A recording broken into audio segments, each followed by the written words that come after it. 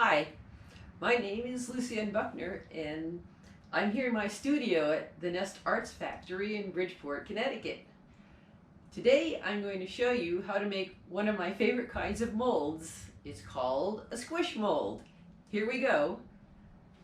The great thing about squish molds is that you can make very thin, lightweight shapes, which is perfect for things that are going to hang from the wall. And it also uses less resin. I'm going to make a squish mold of this flower shape, which I have made with a crinkled paper texture. This is a good container to make my mold in. It seems to be the right size. This fits in here tightly, so I don't have to use too much resin. I don't want this to touch the bottom because that will make a hole in my mold and all the resin will run out when I pour it in. The way I'm going to prevent this shape from touching the bottom of my container is I'm going to use this skewer. This is a very simple way to do it. I'm putting the skewer in, and you can see it's hanging on there pretty tightly. So now I'm just going to make a hole in this piece of cardboard. I made my hole in the cardboard, and it's important that the cardboard is narrower than my container, because when I pour the resin in, I need a space to pour it in. Now all I have to do is put the cardboard over my skewer.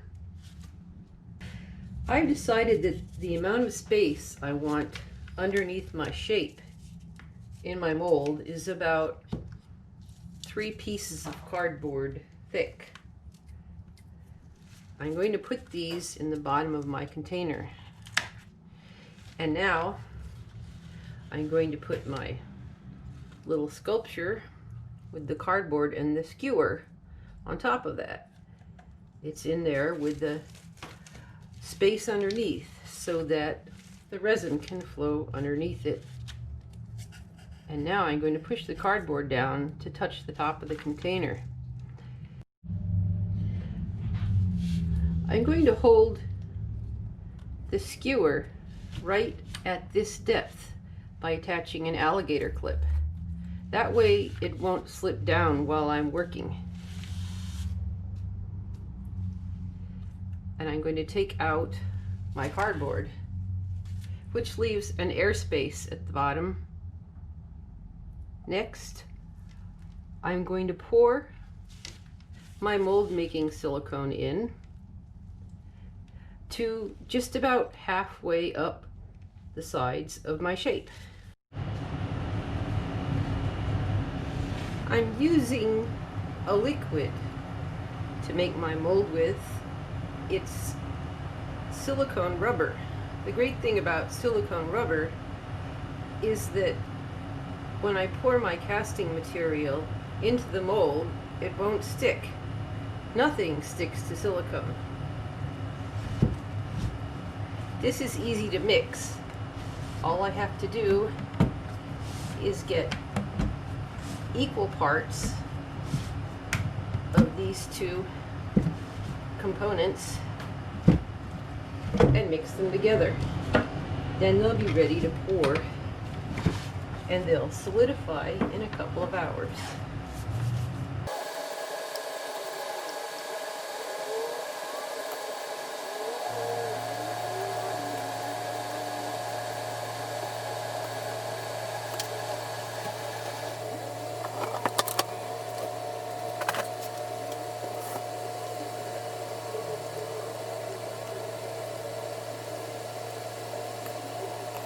I'm going to be using 2 containers to mix, because sometimes it won't mix thoroughly when one of the mold resin components sticks to the side of the cup.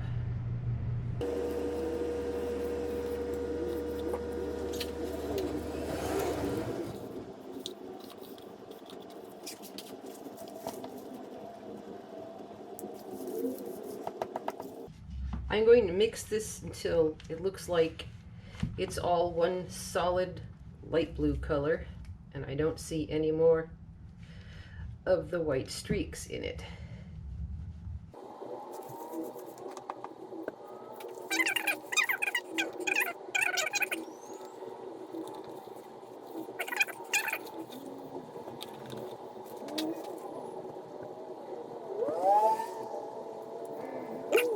Now it's all mixed.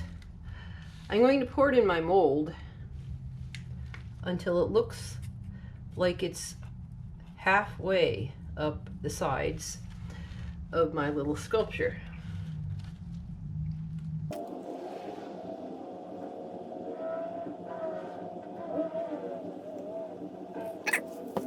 Next,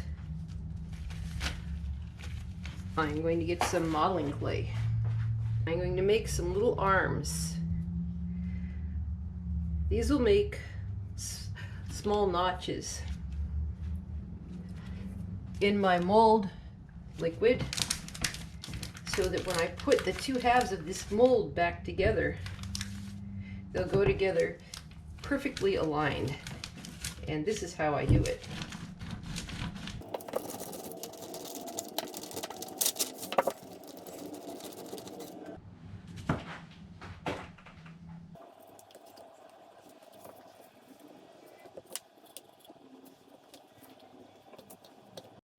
Okay, my mold hardened and I pulled it out of the container that I had it in, and I've also pulled out the modeling clay registers, so they left 3 holes. This mold has the exact texture on it as my original crinkly flower. Okay, this is another mold of a similar flower that was a slightly different size. And I made this mold a little differently, so you can see that my mold registers are sticking up instead of having holes. What I've done here is I've coated the inside of my mold with some wax. Now I have just a thin shell, which is what I want when I'm all done, except I don't want it made of wax. I'm going to put this back in here, and to make the second half of my mold, I'm going to put it back in the original container. It's a little tricky.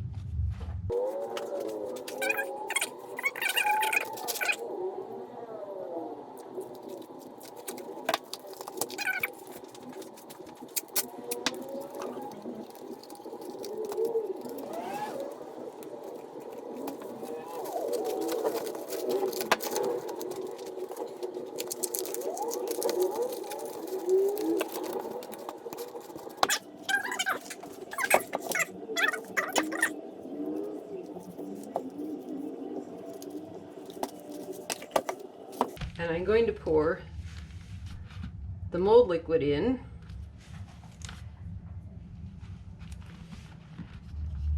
I'm spreading the Vaseline a little so the two halves won't stick together. I'm going to pour my mold liquid in to complete the second half of this mold.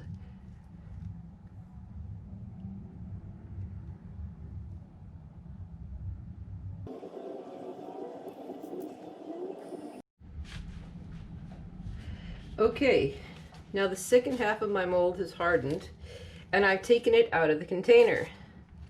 I'll separate the two halves, and what I have now is a mold of this very thin shape.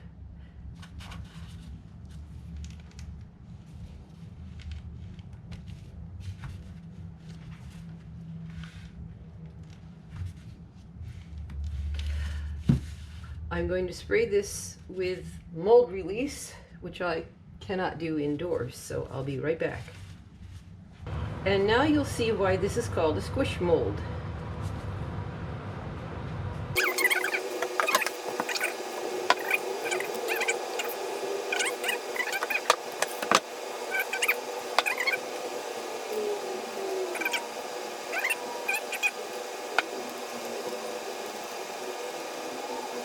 Okay, here's the fun part.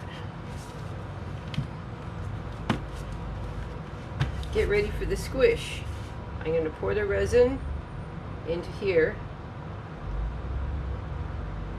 It's a fun kind of pink. It's a little bit clear. And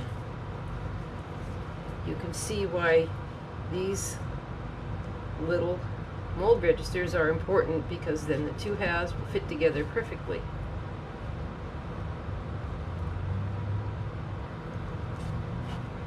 And here's the big squish. You want to squeeze it until resin comes out the sides. Then you can be sure that your mold is completely full. And I'm going to put a small weight on top. Okay, the moment of truth. And here, now that the resin has hardened, is my bright pink flower shape from my squish mold, and you can see that it's very thin and lightweight. I hope you've enjoyed this demo, and I'll do another one again in the future.